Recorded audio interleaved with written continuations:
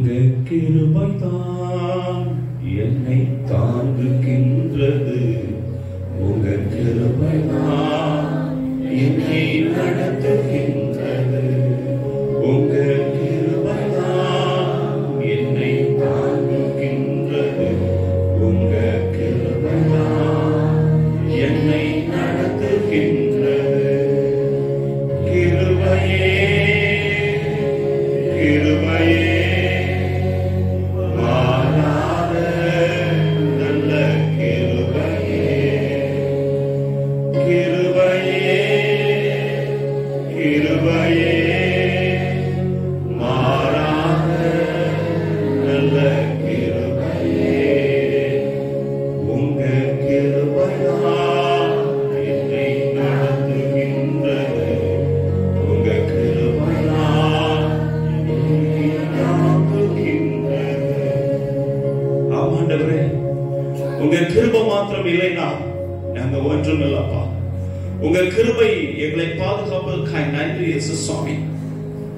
இந்த அருமையான ஓய்வு நாளில நீர் எங்களை உங்களுடைய ஆழத்திற்கு அழைத்து வந்திருக்கிறீர். உமக்கு கோடி கோடி ஸ்தோத்திரங்களை எடுக்கிறோம்ப்பா. இந்த லெந்து காலங்களில் 2வது வாரமாகிய இந்த ஓய்வு நாளில் எங்கள் தேவனாகிய கர்த்தர் எங்களை நினைத்து எங்களை ஆசீர்வதித்து அழைத்து வந்திருக்கிறீர். அழைத்து வந்த கர்த்தராகிய நீர் பேசும்படி அன்போடு கூட அழைக்கிறேன். நீர் பேசும் நாங்கள் கேட்கிறோம். துதி கன மகிமையாவும் செலுத்துகிறோம். மீட்பர் இயேசு மூலம் பிதாவே, ஆமென். பிரியமானவர்களே, இன்றைய நாளில் கர்த்தர் நமக்கு சில காரியத்தை வெளிப்படுத்தும்படியாக இன்றைக்கு நம்மோடு கூட இடைப்பட இருக்கிறார்.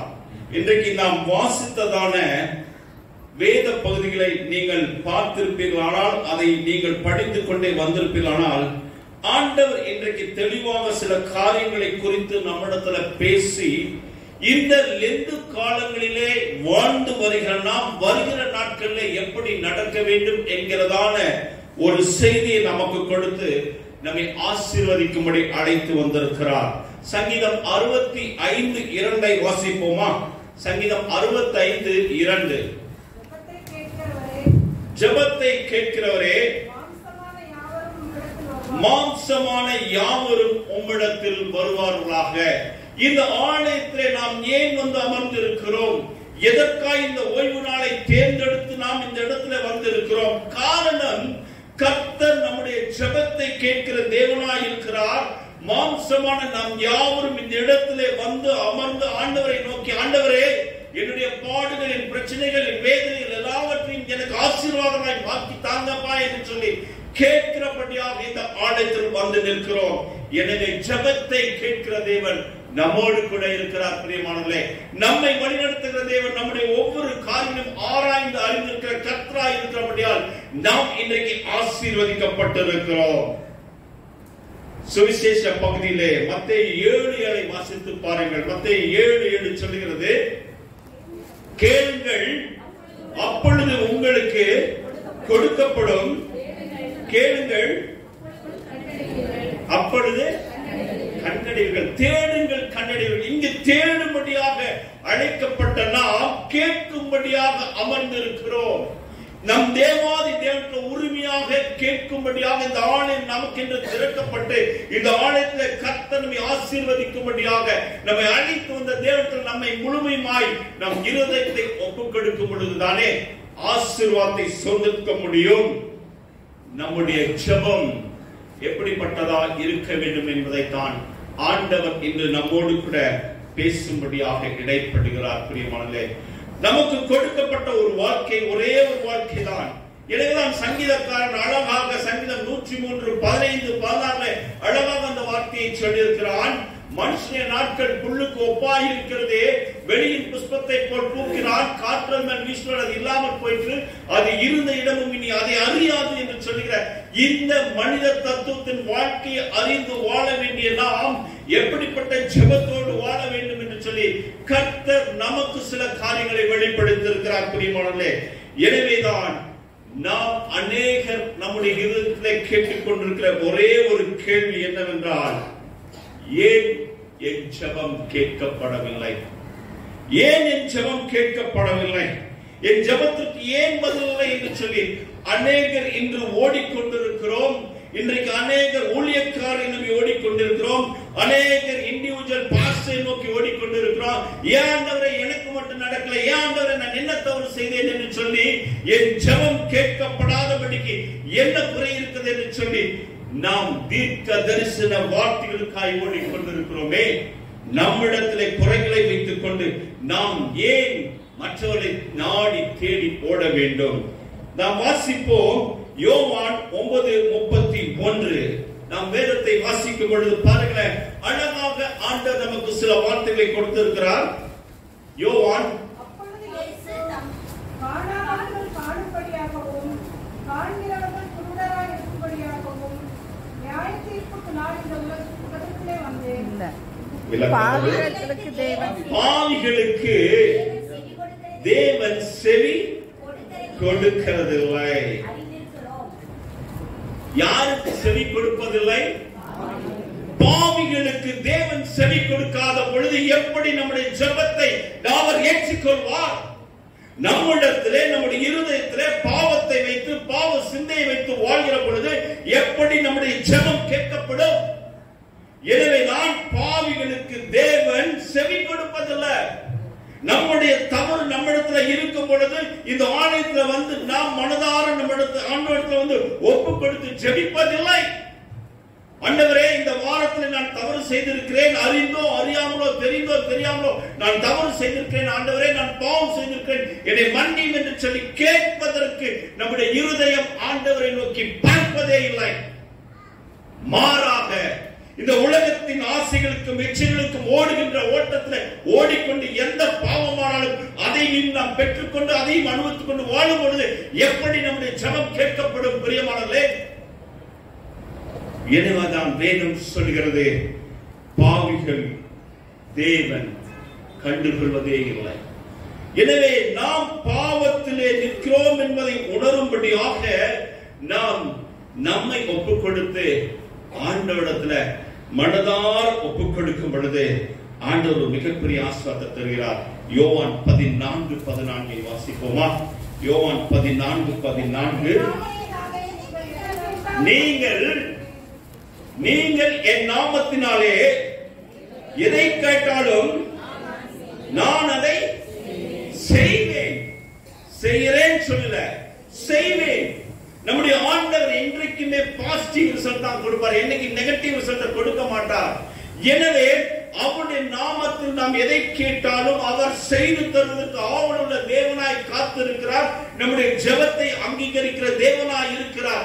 எனவே கேட்கப்படுவதற்கு முன்பதாக நாம் எந்த நிலையிலே நிற்கிறோம் என்பதை உணர்ந்து நாம் ஆண்டவரிடத்தில் மன்னிப்பு கேட்டு அந்த பாவ மன்னிப்பின் அறிக்கையை நாம் செலுத்தி நிற்கும் பொழுது கர்த்தர் அவருடைய நாமத்தினால எதை கேட்டாலும் நமக்கு செய்து தருகிற தேவனாய் இருக்கிறார். ஆமென்.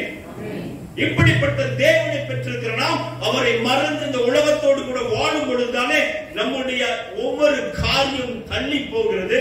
நாம் நினைக்கிற ஆசீர்வாதங்கள் நம்மை விட்டு விலகுகிறது. நமக்கு அருகாமையில் கிடைக்கிற ஆசீர்வாதங்கள் நம்மை விட்டு போய்விடுகிறது என்று கலங்கி அழுது கொண்டு நாம் ஆண்டவரை நோக்கி பார்ப்பதை மறந்து போயிருக்கிறோம்.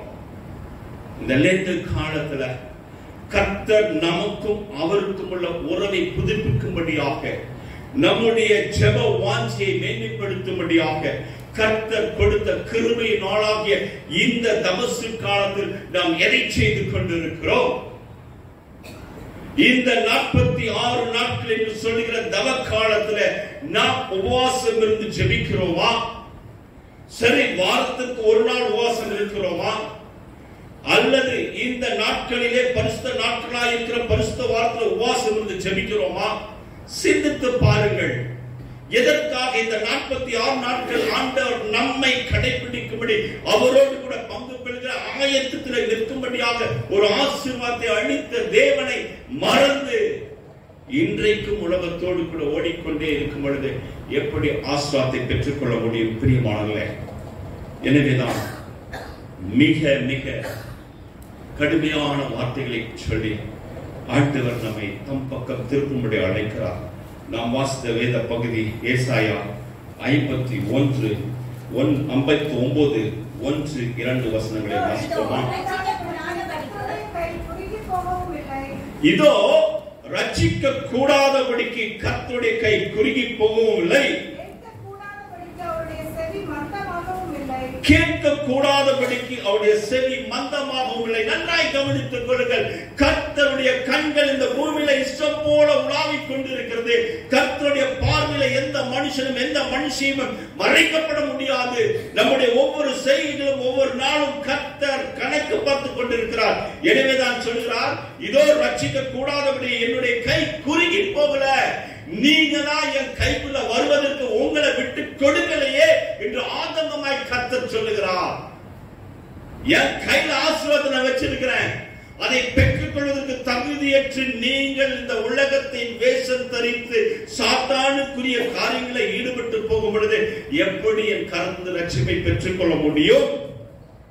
என் கை குறுகி போகல, வானத்தின் பலகணிகளை சிறந்து இடம் கொள்ளாமல் போகட்டும், உங்களை ஆசீர்வதிப்பேனே மாட்டோம் என்று பாருங்கள் சொன்ன ஆண்டவர் அந்த கையிலிருந்து ஏராளமான அழகான பொக்கிஷங்களை நமக்கு கொடுக்கும்படியாக, பரலோக ஆசீர்வாதங்களை கொடுக்கும்படியாக நம்மை அழைத்த தேவன் இன்றைக்கும் கண்ணிலோடு கூட நம்மை பார்த்துக் கொண்டிருக்கிறார்.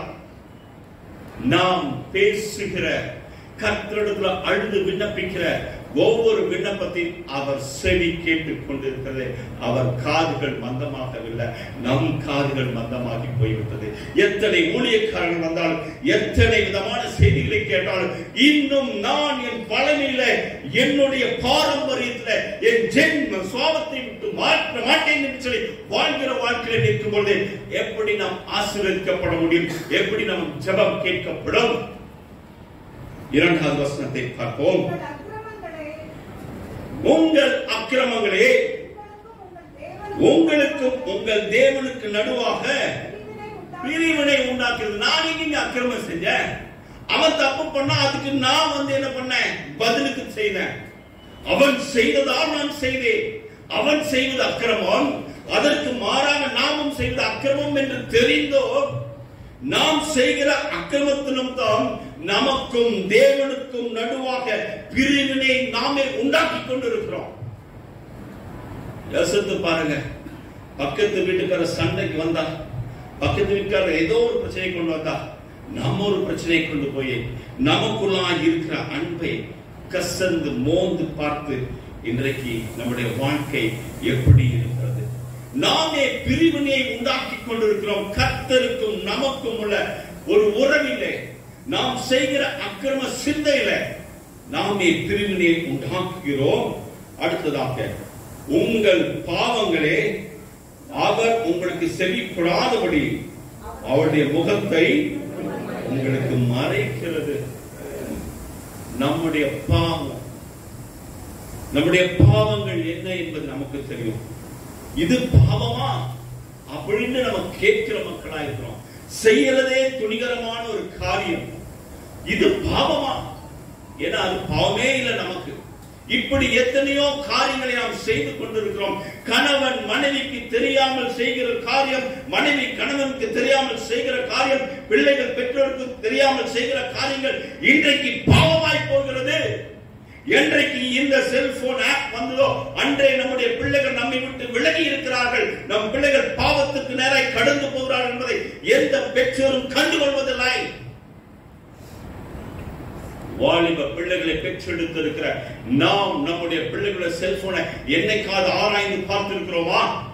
யாருக்கு இந்த செல்போன்ல கால் வருகிறது என்று ஏன் நாம் கவனிப்பதே இல்லை.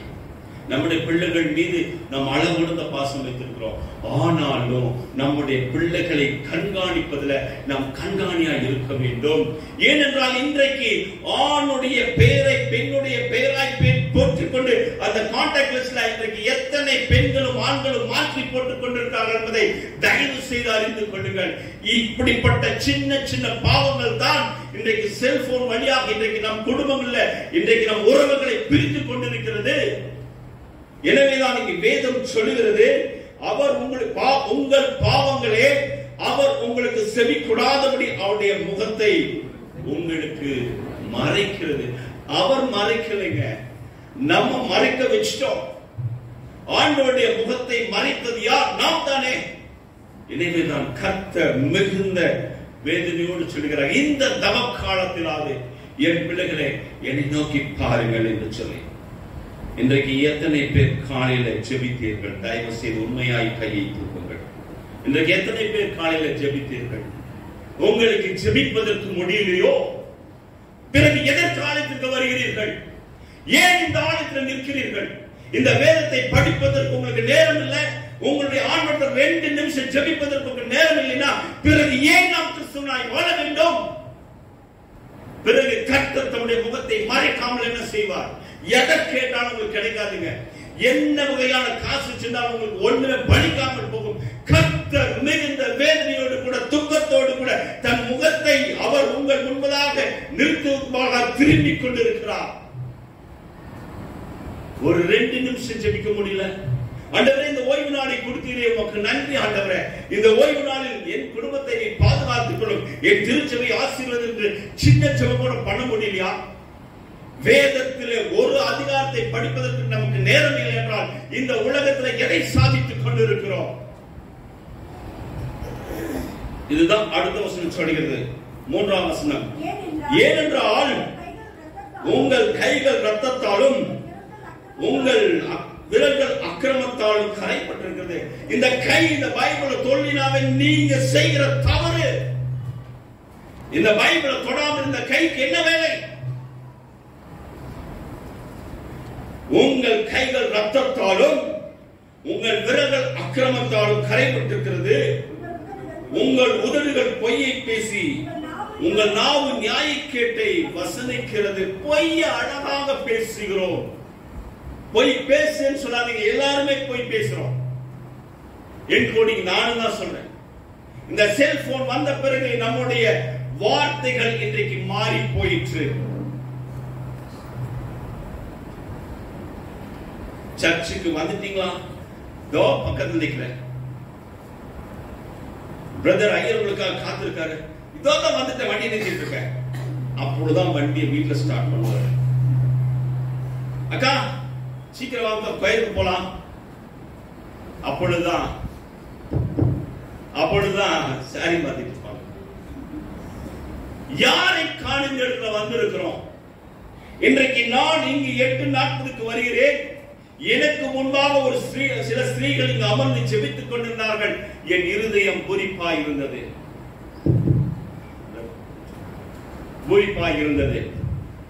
ஏனென்றால் என் தேவனாகிய கர்த்தர் உங்களுக்கு முன்பாக வந்து இங்கு நிற்கிறார்.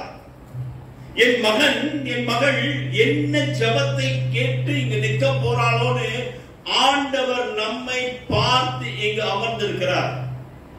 வெள்ள அடிச்ச பிற்பாடு வர கூட்டம் ஒண்ணு உண்டு. செய்தி முடிச்ச பிற்பாடு வர கூட்டம் ஒண்ணு உண்டு. காணிக்கை போட்டு அப்படியே போற ஒரு கூட்டம் உண்டு. இதெல்லாம் எப்படிப்பட்ட கூட்டம் தெரியுங்களா? உங்கள் கைகள் இரத்தத்தாலும் உங்கள் விரல்கள் அக்கிரமத்தாலும் கரைப்பட்டிருக்கிற விரல்கள். ஏங்க, நம்ம வேலைக்கு போற இடத்துல நம்ம கொஞ்சம் லேட்டா போனா நம்முடைய மேல் அதிகாரி நம்மை அன்போடு வாங்கன்னு சொல்லுவாங்களா? வாங்க பிரதர், பரவாயில்ல பிரதர், அங்க காஃபி குடிக்கிறீங்க, லேட்டா வந்தா பரவாயில்லன்னு சொல்லுவாங்களா? இல்ல 4 போடு போடுவாங்களா? ஆலயத்திற்கு மட்டும் அசால்ட்னஸ். அன்னைக்கு காலையில தான் எடுத்து என்ன சேலை கட்டலாம், என்ன சேலை கட்டி நீங்க போலாம், என்ன நகை போடலாம், இதெல்லாம் அன்னைக்கு தான் வரும். ஏன்னா சாத்தான் நம் கூடவே கடந்து வந்து கொண்டிருக்கிறான். ஆலயத்திற்கு நாம் முந்தி வந்து அமர்வதற்கு முன்பதாக நம் ஆண்டவராகிய கர்த்தர் நமக்காக தம்முடைய ரத்தத்தை, விளையாடப்பட்ட ரத்தத்தை கொடுத்து நம்மை பாவ கரைந்து மீட்டெடுத்த ஆண்டவர் நமக்காக இங்கு வந்து அமர்ந்திருக்கிறார் என்கிற எண்ணமே இல்லாமல் நம்ம ஆலயத்துக்கு வரோம். இது தவறா அல்லது சரியா? யோசிங்க. உங்கள் முன்பாய் நின்று கொண்டிருக்கிற இந்த குப்பையான ஊழியக்காரன் ஒரு நாள் அப்படித்தான் செய்தேன். நான் எப்பொழுது போல என்னுடைய ஆலயத்திற்கு 1/4 மணி நேரத்துக்கு முன்பதாக சென்று என் ஆலயத்தில் அமர்ந்து ஜெபித்து வேதத்தை படித்து ஆண்டவரிடத்தில் ஆசீர்வாதத்தை பெற்றுக் கொள்ளும்படியாக முதலாவது என் பாவத்தை அறிக்கையிட்டு பிறகு நன்றி சொல்லி என்னுடைய விண்ணப்பத்தை வைப்பது என் பழக்கம். ஒரு நாள் நான் என் ஆலயத்திற்கு போகும்போது சரியாய் கிளம்பி போனேன். போகிற வழியிலே சிங்கம் ரவுண்டானிலே சற்று டிராபிக் ஆகிவிட்டது. டிராபிக் ஆன நிமித்தமாக என்னுடைய வாகனம் சற்று மிக மெதுவாக செல்ல வேண்டியிருந்தது. நான் உள்ளே போய் காரை நிறுத்தி கார் கதவை திறந்து இறங்கும் பொழுது கொயர் பாடலை பாடி உள்ளே போய் கொண்டிருக்கிறார்கள். நான் வேகமாக அந்த கொயருக்கு பின்பதாக போகலாம் என்று சொல்லி என் காலை எடுத்து வைத்தேன். என் ஆண்டவர் சொன்னார், எங்க போற? ஆண்டவரே, ஒரு 2 நிமிஷம் காலதாமதம் ஆகி போச்சாண்டவர, நான் உள்ள போயிடுறேன், போய் வெளியே உட்கார் என்றார். இல்ல ஆண்டவரே, தவறு நான் என் தப்பு இல்லை ஆண்டவரே, நான் வந்த இடத்துல டிராபிக் ஜாம் ஆனனால ஆண்டவரே என் தவறு இல்லை என்றேன்.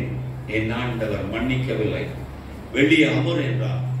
நான் போய் ஆலயத்தின் முன்பகுதியிலே வெராண்டாவில் சேர்ல அமர்ந்து கொண்டிருந்தேன்.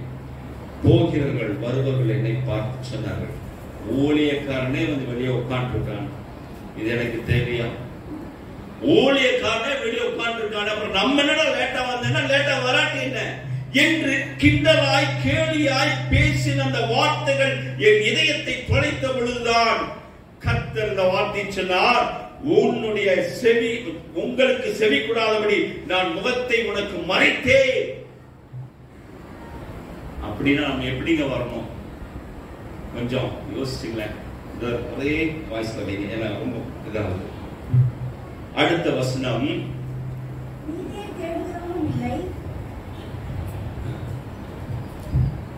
நீதியை தேடுகிறவனும் இல்லை,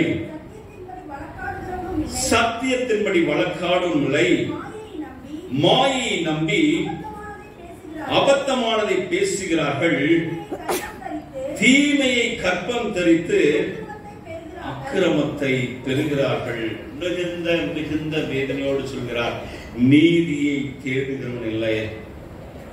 ஆலயத்துல ஏதாவது ஒரு பிரச்சனை வந்ததுன்னா அமைதியா போயிருக்கிறோமா? யோசிங்க. எங்கெங்கெல்லாம் தவறு செய்கிறோம்?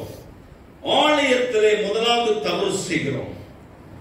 நாம் நீதியை தேடி வருகிற இடத்திலே நீதிக்கே நாம் விடை பேசுகிறோம். இன்றைக்கு நம்முடைய திருச்சபைகளுடைய நிலைகள் என்ன? இன்று ஆயர்கள் வஞ்சிக்கப்படுகிறார்களே. இன்று ஆயர்கள் வஞ்சிக்கப்படுவது மட்டுமல்ல, இன்றைக்கு ஆயர்களுடைய நிலைமைகள் மிக மோசமாக இருக்கிறதே. நீதியை சொல்ல வேண்டிய இன்றைக்கு நம்முடைய நீதி ஆளுநர்களாகிய நம்முடைய ஆயர்கள், நம்முடைய பேராயர்கள் செய்கிற தவறுகள் நிமித்தமாக இன்றைக்கு வழி வழியாய் வந்து கொண்டிருக்கிற டிசியும் பிசியும் ஆண்டவரை விட்டு விலகி போவதற்கு யார் காரணம்? நம்மை வழி நடத்தின மேய்ப்பர்கள் நல்ல வழியிலே வழி நடத்தலையே. இன்றைக்கு வருகிற மாதத்திலே சேலம் ஈரோடு டயசிஸ்ல பேராயர் தேர்தல் நடக்கிறது. பேராயர் தேர்தலுக்கு நிற்பவர்களை குறித்ததான ஒரு லிஸ்ட் வருது. பார்த்தீங்கன்னா மத்தவன் கால் துப்பிட்டு போயிடுவான். இன்றைக்கு நம்முடைய நிலைமைகள் என்ன? நாம் ரத்தம் சிந்துகிற கைகளோடு கூட பரிசுத்தமாய் நாம் கைகளை வாங்குகிற ஆண்டோடைய சரீரத்தின் ரத்தத்தையும் பெற்றுக் கொள்கிற நாம் இன்றைக்கு அசிங்கமான காரியங்களில் நின்று கொண்டிருக்கிறோமே. யார் இதை குறித்து கேள்வி கேட்பார்கள்? கர்த்தர் உங்களிடத்தில் தான் கேள்வி கேட்கிறார். நீங்கள் தான் அதற்கு பதில் சொல்ல வேண்டும். நீதியை தேடுகிறவர்கள் எல்லாம் இன்றைக்கு நீதியை தேடாதவர்கள் இன்றைக்கு அநேகர் உண்டு. எச்சரிக்கை செய்தியை சொன்னா இவனெல்லாம் பெரியவனா என்று பேசுகிற நம்முடைய உதடுகள் தவறு செய்கிறது என்பதை அறிவதே இல்லை. பாருங்கள், அழகா சொல்கிறார், சத்தியத்தின்படி வழக்காடும் இல்லை, மாயை நம்பி அபத்தமானதை பேசுகிறார்கள், தீமையை கற்பந்தரித்து அக்கிரமத்தை பெறுகிறார்கள். நாம் செய்கிற தீமை அக்கிரமாய் நம்முடைய பிள்ளைகளுக்கு வருகிறது என்பதை தயவு செய்து மறந்து போகாதீங்க. நம்ம பிள்ளைக்கு கல்யாணம் ஆகல, நம்ம பிள்ளைகளுக்கு குழந்தை பிறக்கல, நம்முடைய பிள்ளைகளுடைய எதிர்காலம் நல்லா இல்லைன்னா நாமே அக்கிரமத்தை விதைத்தோம் என்பதை உணர்ந்து நடந்தால் நாம் மாற்றப்படுவோம். எனவேதான் கர்த்தர் அழகாக நீதிமொழிகள் 15:29 ஒரு வார்த்தை குறிப்பிடுகிறார். நீதிமொழிகள் 15:29 பக்கம் 776. 15:29 துன்மார்க்கருக்கு கர்த்தர் தூரமாயிருக்கிறார். ஆண்டவரே வாங்க, ஆண்டவரே எங்க வீட்டுக்கு வாங்க ஆண்டவரே என்று சொல்லுகிற நாம் துன்மார்க்கமாய் வாழும் பொழுது கர்த்தர் எப்படி நம் வீட்டுக்குள் வருவார்? அவர் தூரமாயிருக்கிறார். நீதிமான்களின் ஜெபத்தை கேட்கிறார். ஆமென். நாம் நீதிமானாய் மாற வேண்டும் என்பதான 2000 ஆண்டுகளுக்கு முன்பதாக தம்முடைய ரத்தத்தை கொடுத்து நம்மை கழுவி மீட்டுக் கொண்டார். நீதிமானாய் மாறணுமே. ஆண்டவர் சொல்கிறார், நான் 100க்கு 100 உன்னிடத்தில் எதிர்பார்க்கல, கொஞ்சத்தில் உண்மை இல்லவனை நான் அநேகத்தின் மீது. எவ்வளவு ஆசீர்வாதம் பாத்தீங்களா? ஆண்டவர் 100% கேட்கல, ஒரு அட்லீஸ்ட் ஒரு 60%, ஒரு 50%, அதுலயாவது உண்மையா இருக்கிறோமா? கர்த்தர் நீதிமான்களின் ஜெபத்தை கேட்டு ஆசீர்வதிக்கிறார். அதற்கு தாங்க அழைக்கப்பட்டிருக்கிறோம். அப்படிப்பட்ட ஆசீர்வாதத்தை பெற்றுக்கொள்ள நாம் நம்மை விட்டுக் கொடுப்போமா? இதனால்தான் நம் ஜெபங்கள் கேட்கப்படுவதில்லை. நீதிமொழிகள் 16:1 வாசிப்போம். மனதின் யோசனைகள் மனுஷனுடையது, நாவின் பிரதியுத்தரம் கர்த்தரால் வரும். மனுஷனுடைய வழிகள் எல்லாம் அவர் பார்வைக்கு சுத்தமானவர்கள், கர்த்தரோ ஆவிகளை நிறுத்தி பார்க்கிறார். இன்னைக்கு நம்முடைய பார்வையில எல்லாமே நல்லா இருக்குங்க. எதை நாம் செய்ய வேண்டும் என்று நினைக்கிறோமோ அது நல்லா இருக்கும். நான் வெள்ளிக்கிழமை செய்தியை கொடுத்தேன். ஓய்வு நாள் தான் எல்லாமே செய்வோம். ஏன்னா நம்முடைய பார்வைக்கு இது நல்லது. என்ன சொல்லுவது தெரியுங்களா? ஓய்வு நாள், ஆசீர்வாத நாள். இந்த நாள் எங்க பிள்ளைக்கு நாங்க வந்து வளகாப்பு வச்சிருக்கோம். இந்த நாள் நாங்க நிச்சயம் வச்சிருக்கோம். ஏன் வேற நாள் ஒரு கொடுக்கலையா?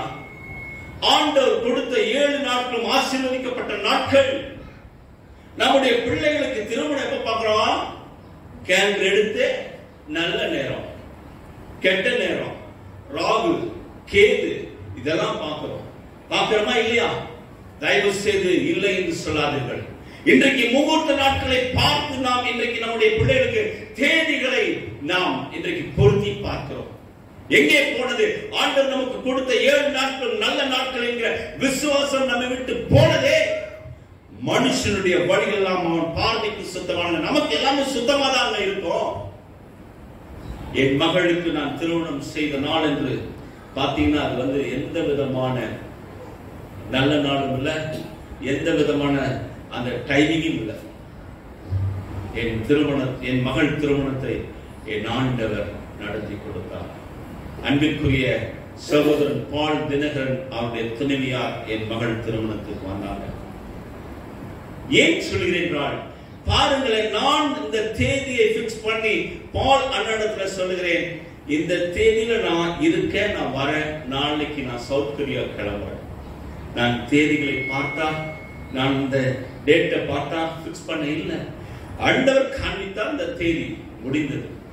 அதுபோல என்னுடைய திருமணமும் 28 ஆண்டுகளுக்கு முன்பதாக CSI பிரப் திருச்சபையில அன்பிற்குரிய அங்கிள் DGS தினகரன், அத்தை செல்லா தினகரன் தலைமையில ஈரோடுல நடந்தது. அப்பொழுதும் அப்படித்தான். ஒரு புதன்கிழமை எந்த நேரம் காலை எதுவும் பார்க்கலாம். அதுவும் அன்றைக்கு பாத்தீங்கன்னா முகூர்த்த நாள் அல்ல. கர்த்தரை ஆசீர்வதிக்கவில்லையா? ஏனென்றால் நமக்குள்ள அந்த விசுவாசம் வேண்டும். நம்முடைய வழிகளெல்லாம் நம்முடைய பார்வைக்கு சுத்தமா இருக்கு, நல்லா இருக்கு நம்ம நினைச்சு போவோம். விழுந்து எழுவோம். ஊழியக்காரனாய் நான் ஆண்டவரை ஏற்றுக்கொள்வதற்கு முன்பு பல அடிகளை பெற்று உங்களோடு கூட பேசிக் கொண்டிருக்கிறேன் பிரியமானவர்களே. எனவே கர்த்தரோ ஆவிகளை நிறுத்தி பார்க்கிறார். நம்முடைய உள்ளத்துல என்ன ஆவி ஓடுது? கர்த்தருடைய பரிசுத்த ஆவி இருக்கிறதா? சாத்தான் கொடுக்கிறதான அந்த ஆவி ஓடிக்கொண்டிருக்கிறதா என்பதை கர்த்தர் நிறுத்தி பார்த்து, நீங்க கேட்டதை உங்களுக்கு கொடுக்காமல் போகலாம். காரணம், உங்களுக்குள்ளா இருக்கிற ஆவி என்ன ஆவி என்பதை என் தேவன் வேறு பிரிக்கிறார். நீதிமொழிகள் 2:22 வாசிப்போமா? நீதிமொழிகள் 2:22. துன்மார்க்கரோ பூமியிலிருந்து அறுப்புண்டு போவார்கள், துரோகிகள் அதில் இராதபடிக்கு நிர்மூலமாவார்கள். பிள்ளைகளே, இந்த வார்த்தை நன்றாய் கவனித்து பாருங்கள். நமக்கு எதிராய் செய்த சில மனிதர்களாகிய துரோகிகள் இன்றைக்கு நம் முன்பாக இல்லை. ஆமென். நாம் அழிந்து போக வேண்டும் என்று நினைத்து நமக்கு செய்தவன் என்று அழிந்து போயிருக்கிறான். கர்த்தர் நம்மை பாதுகாத்து இருக்கிறார். ஆமென். 2019, 2020, 2021 எத்தனை மக்கள் இந்த கொரோனாவிலே அழிந்து போனார்கள். நானும் நீங்களும் பாதுகாக்கப்பட்டவர்கள் அவருடைய ரத்தத்தினால் இந்த கிருபையை பெற்றிருக்கிறோம். நாம் நன்றி சொல்ல வேண்டும். ஆமென். இன்றைக்கு யாரெல்லாம் கொரோனா பாதிக்கப்பட்டாங்களோ இன்னைக்கும் அவங்க பிரச்சனையோடு தான் இருக்காங்க. நம்ம எந்த பிரச்சனையிலிருந்து ஆண்டவர் அழகாக மீட்டெடுத்தார்கள், ரத்தத்தினால் கழுவினார்களா, அதை நினைந்து பாருங்கள். ஏன் ஜெபத்தை கேட்கல? ஏன் ஜெபத்தை கேட்கலனா துன்மார்க்கமாய் நாம் செயல்படும் பொழுது கர்த்தர் நம் ஜெபத்தை கேட்பதே இல்லை. ரோமர் 5:9 வாசிப்போம். ரோமர் 5:9 பக்கம் 212. இப்படி நாம் அவருடைய ரத்தத்தினாலே நீதிமான்களாக்கப்பட்டிருக்க. பாத்தீங்களா? கர்த்தர் அவருடைய ரத்தத்தினால் நம்மை நீதிமானாய் மாற்றும்படியாக அவருடைய ரத்தம் கொடுக்கிறார். மாசம் முதலாம் ஞாயிற்றுக்கிழமை அவருடைய சரீரத்தின் ரத்தத்தின் பானம் பண்ண வருகிற நாம் நம்முடைய பாவத்தை அறிக்கையிட்டு அந்த ரத்தத்தை பெற்றுக்கொள்ளும்படி நம்மை ஒப்புக் கொடுக்கும் பொழுது கர்த்தர் நிச்சயமாய் நம்மை ஆசீர்வதிப்பார். பிரியமானவர்களே, அடுத்த விஷயத்தை நாம் பார்ப்போம். ஆண்டவர் சொல்லுகிறார், நீங்கள் எப்படிப்பட்ட இருதயத்தோடு இருப்பீர்களானால் நான் ஏன் உங்கள் ஜெபத்தை கேட்க வேண்டும் என்று சொல்லுகிறார். சங்கீதம் 66:18 நாம் வாசிப்போமா? சங்கீதம் 66:18. என் இருதயத்தில் அக்கிரம சிந்தை கொண்டிருந்தேனானால் ஆண்டவர் எனக்கு செவி கொடார்.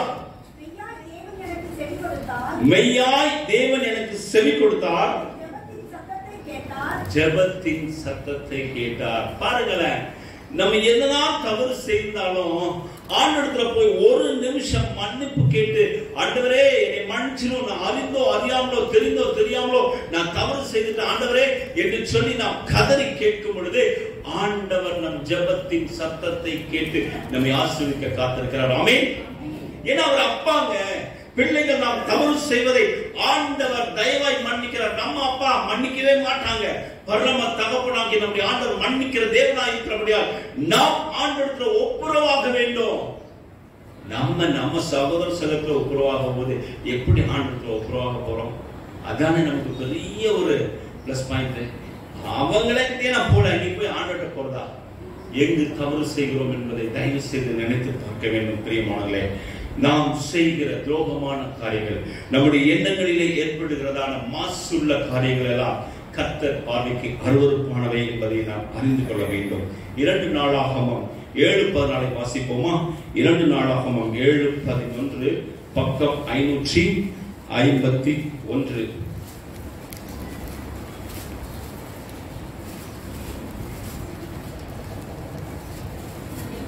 என் நாமம் தரிக்கப்பட்ட என் ஜனங்கள் தங்களை தாழ்த்தி ஜெபம் பண்ணி என் முகத்தை தேடி தங்கள் பொல்லாத வழிகளை விட்டு திரும்பினால் அப்பொழுது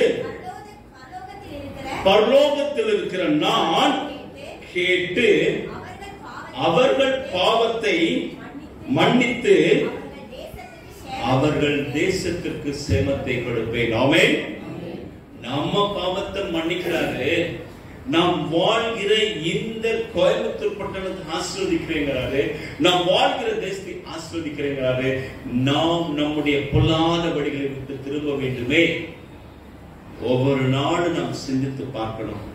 இன்றைய இரவு படுக்க போகும் முன்பதாக, ஆண்டவரே இன்னைக்கு என்னென்ன காரியங்கள் அவங்க பிரியமில்லாத காரியங்கள் செய்த ஆண்டவரே ஒரு விசை என்னை மன்னித்தரும் என்று சொல்லி நாம் கேட்கும் பொழுது கர்த்தர் மன்னிக்கிற தேவனாய் இருக்கிறார். என் நாமம் தரிக்கப்பட்ட என் ஜனங்கள் தங்களை தாழ்த்தி ஜெபம் பண்ணி என் முகத்தை தேடினால், அவர் முகத்தை தேடிடுவேன். தேடும் பொழுதுதான் கர்த்தர் ஆசீர்வாதத்தை கொடுப்பார். நீங்கள் ஜெபிப்பதற்கு முன்பதாக வேதத்தை எடுத்து படிக்கும் பொழுது நீங்கள் படிக்கிற பாடத்திலே கர்த்தர் உங்களோடு கூட இடைப்படுவார். ஆமென். அந்த வசனம் உங்களை விட்டு நகராது. மீண்டும் நீங்கள் படிக்கணும். ஆண்டவர் எப்படி என்னோடு கூட பேசுவார்னு கேட்கிறீங்களா? வேதத்தின் மூலம் ஆண்டவர் உங்களோடு கூட பேசுகிறார். நீங்கள் வாசிக்கிற வசனம் உங்களுக்கு 1 முறை 2 முறை 3 முறை படிக்க வைக்கும் பொழுது இந்த வார்த்தை கர்த்தர் எனக்கு கொடுத்த வார்த்தை என்பதை உணர்ந்து படியுங்கள். சும்மா கதவுக்கு படிக்கிற மாதிரி படிக்க கூடாது, தியானித்து படிக்க வேண்டும். இந்த வேதத்தை தியானித்து படிக்கும் பொழுது கர்த்தர் உங்களோடு கூட இடைப்படுவார், உங்களோடு கூட பேசுவார். எனவேதான் சொன்னார், என் முகத்தை தேடி தங்கள் பொல்லாத வழிகளை விட்டு திரும்பினால் பரலோகத்திலிருந்து நான் கேட்டு அவர்கள் பாவத்தை மன்னித்து அவர்கள் தேசத்திற்கு சேமத்தை கொடுப்பேன். ஆமென். நமக்கு சேமத்தை கொடுக்கிற தேவனாய் கர்த்தர் இருக்கிறார். பிரியமானவர்களே, நாம் இன்றைக்கு எப்படிப்பட்ட வாழ்க்கை வாழ்கிறோம்? ஆதாம் ஏவாள் செய்த காரியம், கர்த்தருடைய வார்த்தையை மீறி போனாங்க. நாம் படித்திருக்கிறோம் என்ன தவறு என்று.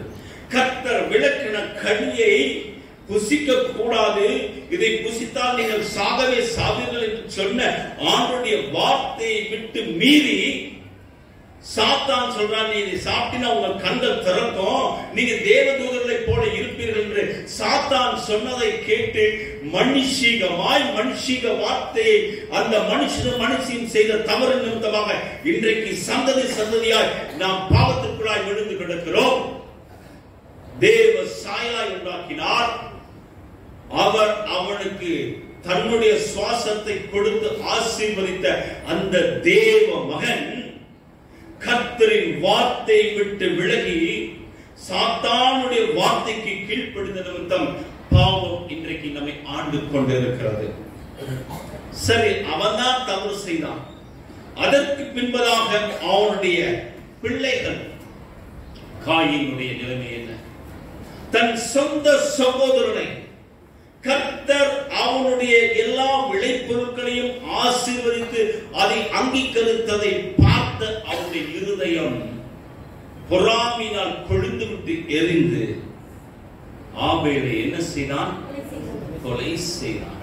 ஒரு சின்ன காரியம் தான், பொறுமை இல்லாமல் போச்சே. எனவேதான் அக்கிரம சிந்தை மனிதனுக்குள்ளாய் இருக்கிறபடியால் ஆண்டவர் நம்மை ஆசீர்வதிப்பதற்கு சற்று யோசிக்கிறார் என்பதை உணர்ந்து கொள்ள வேண்டும். 2 நாளாகமம் 19:7 வாசிப்போமா? 2 நாளாகமம் 19:7. ஆதலால் கர்த்தருக்கு பயப்படுகிற பயம் உங்களிடத்தில் இருக்க கடந்து. கர்த்தருக்கு பயப்படுங்க. அப்பா அம்மாவுக்கு பயப்படுறோம், வாத்தியாருக்கு பயப்படுறோம், நம்முடைய ப்ரொஃபஸருக்கு பயப்படுறோம், நம்முடைய மேலதிகாரிக்கு பயப்படுறோம். எல்லா இடத்திலும் பயம் இருக்கிறது. ஆனால் கர்த்தரிடத்தில் மட்டும் பயமே இல்லை. கர்த்தர் தானே ஒரு மனம் கேட்டா போதும். இன்றைக்கு நாம் ஆண்டவரை இலக்காரமாய் பார்க்கிறோம். பெரியமானவர்களே, கர்த்தருடைய வார்த்தைகளை அவமதிக்கிறோம். கர்த்தருடைய வார்த்தைகளுக்கு செவி கொடுப்பதில்ல. கர்த்தர் வேண்டாம் என்று சொன்னா அதை செய்து விட்டு நிற்கிறோம். போகாதேன்னு சொன்னா போய்தான் பார்ப்போமே போறோம். வேண்டாம், இது நல்லதல்ல என்று கர்த்தர் சொல்வது இல்ல, ஆண்டவர் அது என்னன்னு பார்த்துட்டு வரட்டுன்னு போய் பார்க்கிறோம். அடி வாங்குறோம், இடி வாங்குறோம், உத வாங்குறோம், திருந்தவே மாட்டோமே. ஏன்னா ஜென்ம சுவாபம் நம்மை விட்டு நீங்கவில்லை. ஜென்ம சுவாபம் நம்மை விட்டு நீங்க வேண்டுமானால் பரிசுத்த ஆவியானவர் நமக்குள்ளாய் கொழுந்து விட்டு எரிய வேண்டும். அதற்கு நம்ம ஒப்புக்கொடுக்கணுமே. பரிசுத்த ஆவி ஒரு மனிதனுக்குள் வரும் பொழுது எதை நீ செய்வாய், எதை செய்யக்கூடாது என்று ஆண்டவர் தெளிவாக நம்மோடு கூட இடைப்படுகிறார். ரோமர் 8:5-6 வாசிங்களேன். ரோமர் 8:5-6. அன்றியும் மாம்சத்தின்படி நடக்கிறவர்கள் மாம்சத்துக்குரியவர்களை சிந்திக்கிறார். நல்லா கவனிச்சுங்க. மாம்சத்தின்படி இன்றைக்கு நடக்கிறோம். நம்ம தீர்மானம் பண்றோம், இந்த காரியத்தை செய்யலாம் நினைக்கிறோம். கர்த்தரிடத்துல கேட்கிறோமா? ஒரு வார்த்தை கர்த்தரிடத்துல போய் ஆண்டவரே இந்த காரியத்தை செய்யட்டுமா என்று கேட்கிறோமா? நாம் எல்லாவற்றையும் விரும்புகிறோம், எல்லாவற்றையும் ஆண்டவரிடத்தில் சொல்லும் பொழுது ஆண்டவரே இது என் விருப்பம், ஆகிலும் உம் சித்தத்தின்படி செய்யும் என்கிற ஒரு வார்த்தையை சொல்லி பாருங்க. எவ்வளவு கர்த்தர் ஆசீர்வாதமா நம்ம ஆசீர்வதிப்பார். ஆமென். ஏன்னா நம்ம கேட்கிறத கொடுப்பதற்கு காத்திருக்கிறார். ஆயினும் ஆண்டவரே இது எங்கள் விருப்பமா இருந்தாலும் உங்க சித்தத்தின்படி செய்யுங்க ஆண்டவரே சொல்லி அவரிடத்துல ஒப்பு கொடுத்து நிற்கும் பொழுது கர்த்தர் நம் சிந்தைகளை நம்மை ஆசீர்வதிக்க காத்திருக்கிறார். ஆனா நாம இங்க என்ன பண்றோம்?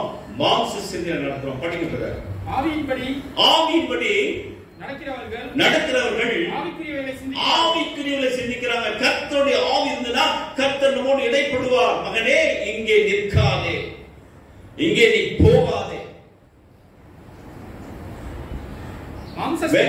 வேளாங்கண்ணில ஒரு குடும்பம், ஒரு கிறிஸ்தவ குடும்பம் போயிருக்கும் பொழுது சுனாமி வந்தது.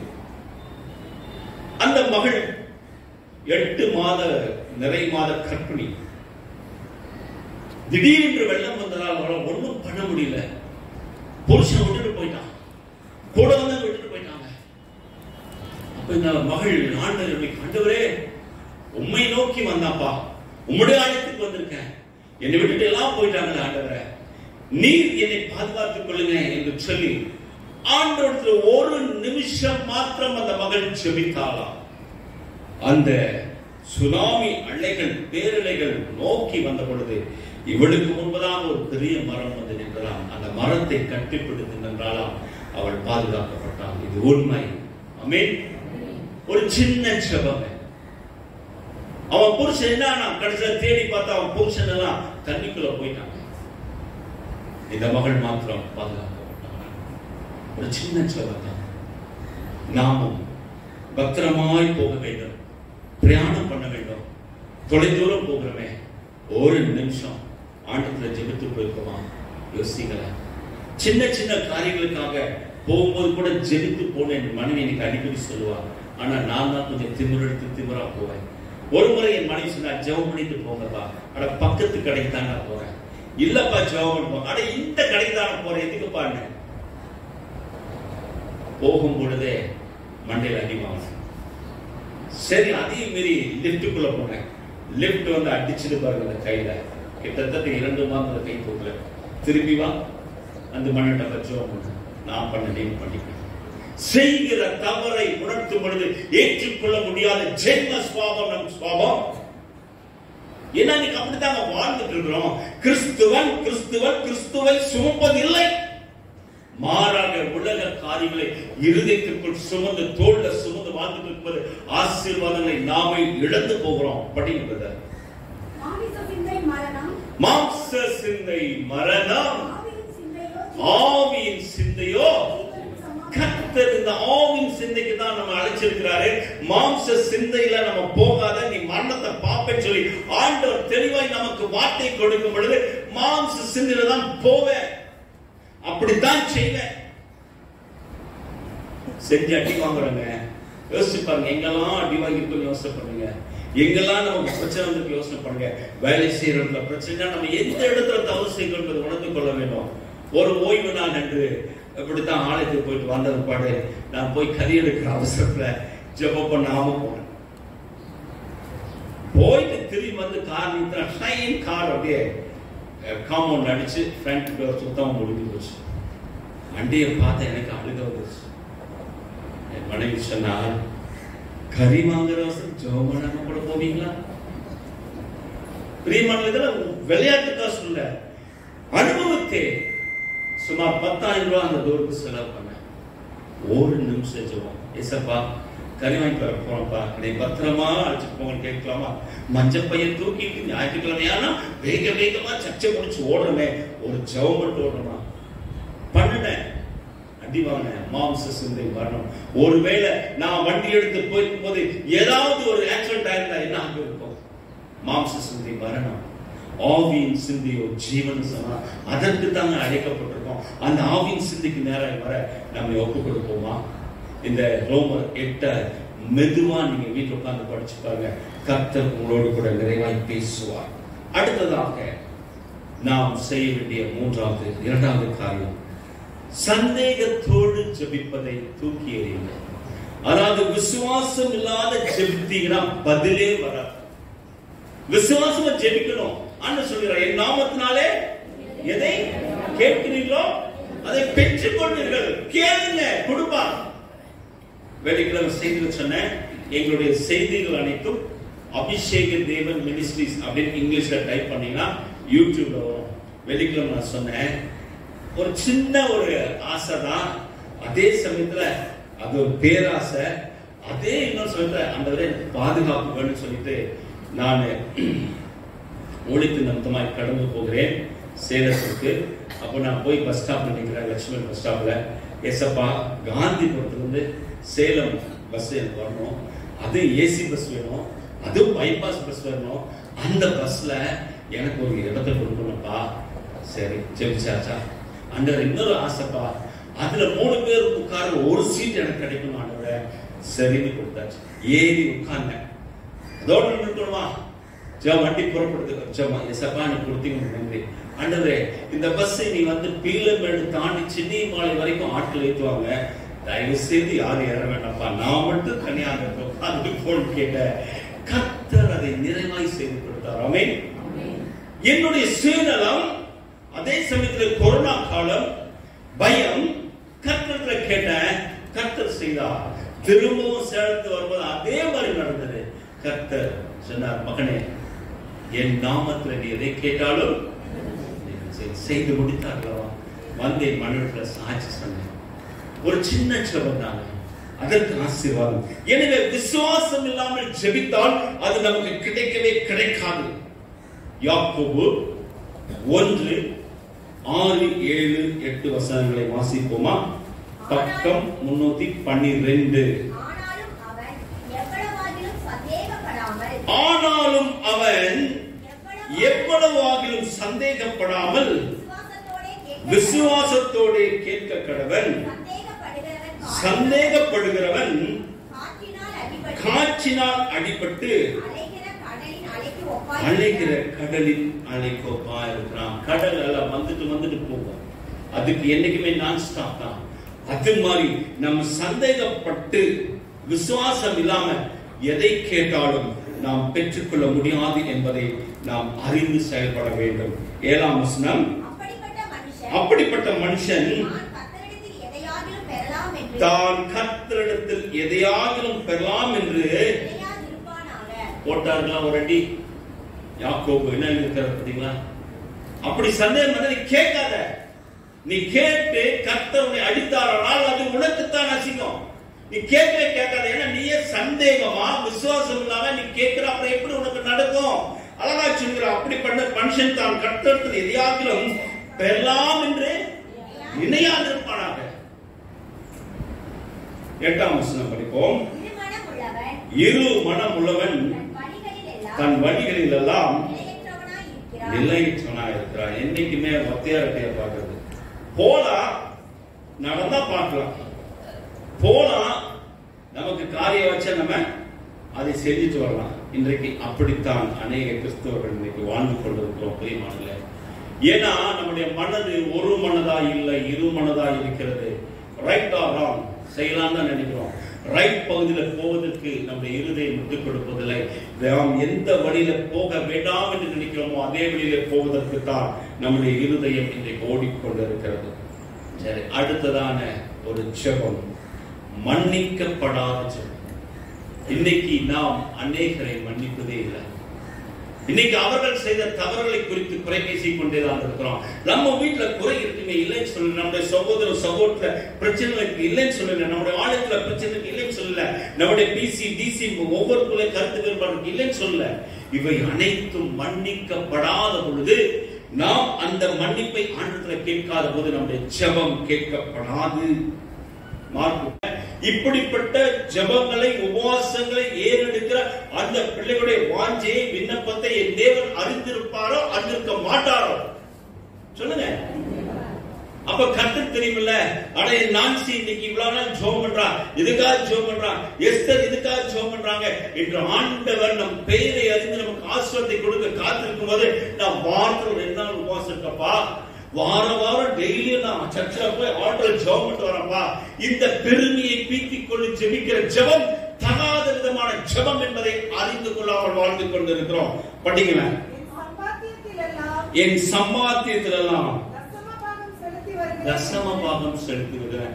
நமக்கும் கர்த்தருக்கும் உரிய அந்த காணிக்கையை நம்ம பெருமைப்படுத்தி சொல்லணும் அவசியமே இல்லை. தெரியுமாங்க, நீங்க கொடுக்கிறது வலதை கொடுக்கிறதுக்கு இடது வைத்திருக்கிறார்கள். நீங்க 10,000 கொடுங்க, லட்சம் கொடுங்க, நீங்க கொடுப்பதை காட்டிலும் ஆண்டவர் கொடுப்பதற்கு ஆயத்தமுள்ள தேவனாய் இருக்கிறார். அப்பா அந்த ஆலயத்துக்கு கட்டுறதுக்கு இந்த ஆலய அடிக்கலுக்கு 2 லட்சம் கொடுத்தப்பா, அப்படி சொன்னவங்க, அப்படி செஞ்சவங்க அந்த ஆலயத்துக்குள்ள போக முடியாம போனது அறிந்திருக்கிறீர்களா பிரியமானவர்களே? கர்த்தர் கணக்கு கேட்கிறது. ஒரு பெரிய சர்ச் நான் சொல்ல விரும்பல, என்னால் கட்டப்பட்ட சபை, இந்த சபையை நான் தான் கட்டினேன், இதுக்கு பிளான் போட்டது நான் தான், இதுக்கு அஸ்திவாரம் போட்டது நான் தான். ஒரு தாய் ஒரு குழந்தையை வைத்து அந்த சேர்ல உட்கார்ந்துருக்காங்க. அந்த குழந்தை உட்கார்ந்து இருக்கு. அந்த மனிதர் அந்த குழந்தை எடுமா, நான் உட்கார்ந்து சேர் சொல்லி வாங்கிட்டு போய் இந்த சேர் எடுத்து உட்கார்ந்த நாள் அந்த அடுத்த நாள் இல்லை. ஏன்னா தான் கட்டிய ஆலயத்திலே தான் தான் முக்கிய, எனக்கு சேர் யாருக்கு சேர் சொல்லி மகன் காணாமல் போனான். இதையெல்லாம் தான் நம்ம அறிந்து கொள்ளணும். தகாத விதமாய் நடக்கும் பொழுது கர்த்தர் தண்டிக்கிறார். பிரியமானவர்களே, நாம் இன்னும் நிறைய காரியங்களை அறிந்து கொள்ள வேண்டும். நமக்கு நேரம் இல்லை. எனவே நான் இதோடு முடிக்கிறேன். தகாத விதமாய் நம்ம எந்த ஜெபம் பண்ணினாலும் நாம் ஆசீர்வாதத்தை பெற்றுக்கொள்ள முடியாது. இன்னொரு காரியத்தை குறித்து உங்களோடு சொல்லி நான் கடந்து போகிறேன். நாம் இந்த ஆலயத்தினுடைய உறுப்பினராக இருக்கிறோம்.